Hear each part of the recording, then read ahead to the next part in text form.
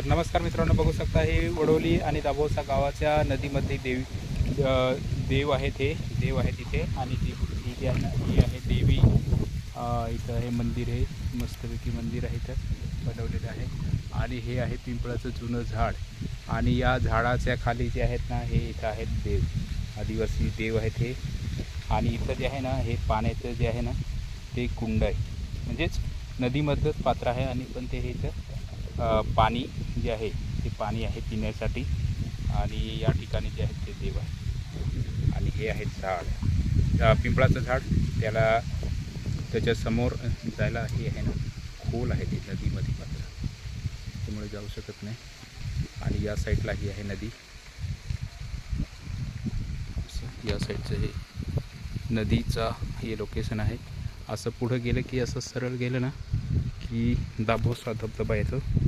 आणि इथं जे आहे ना हे लय सांभाळून काम आहे, कारण एकदम हे आहे. तर मित्रांनो बघू शकता. धन्यवाद. जय हिंद, जय महाराष्ट्र.